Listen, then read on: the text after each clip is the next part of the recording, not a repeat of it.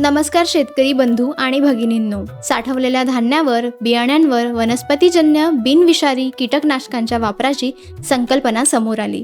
या साठवलेल्या धान्यांचे संरक्षण करण्यासाठी कोणत्या वनस्पतींचा उपयोग करावा हे आपण पाहूयात. वेखंड, रिठा, कडुनिंबाचे बी, पुदिन्याची पाने यांची भुकटी धान्यात मिसळल्यास त्यांचे किडीपासून संरक्षण होते. सर्वात आधी कडुनिंबाचे बी.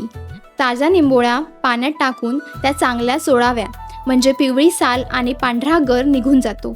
आतील करड्या पांढऱ्या रंगाचे कडुनिंबाचे बी पाण्यातून काढून प्रथम सावलीत आणि नंतर उन्हात चांगले वाळवावे.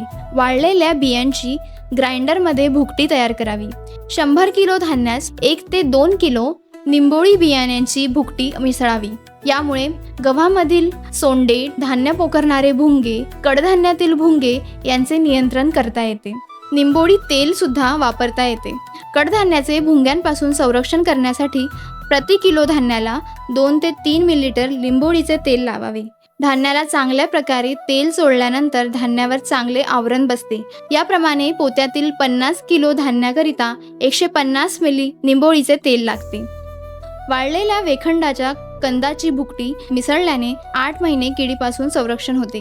वेखंडाच्या भुकटीची कापडात पुरजंडी बांधून ती कोठीतील धान्याच्या मध्यभागी ठेवावी. यामुळे किडीपासून धान्याचे संरक्षण होते. ताजी भुकटी अधिक परिणामकारक असते. तृणधान्य व कडधान्याला वेखंडाचे तेल चोळावे किंवा वेखंडाच्या कंदाचे तुकडे त्यात मिसळावे. धान्याला शेंगदाणे, एरंडी, खोबरेल, पाम तेल, मोहरी, तीळ यांचे तेल चोळल्यास धान्याचे किडीपासून संरक्षण होते. 1 किलो धान्याला 5 मिली शेंगदाण्याचे तेल चोळल्याने धान्याचे 6 महिने संरक्षण होते. त्यामुळे धान्याची चव किंवा उगवण क्षमता बदलत नाही. सरकी, सूर्यफूल व करडईचे तेल परिणामकारक नाही. पिवळा धोत्रा, रुई, अंबाडी, कन्हेरी यांच्या अर्कामुळे सुद्धा किडी मरतात. वनस्पती तेल लावल्याने कडधान्यावरील पापुद्रा डाळी तयार करताना लवकर निघतो. वनस्पती तेलामुळे कीड पसरण्यास प्रतिबंध तर होतोच, कडधान्यातील जीवनसत्व टिकून राहतात. वनस्पती तेलाचे कोणत्याही प्रकारचे विषारी अवशेष तयार होत नाहीत.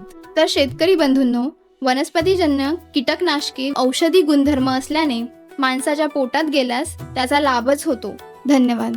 अधिक माहितीसाठी KVK अकोला यूट्यूब चॅनलला सबस्क्राईब करा.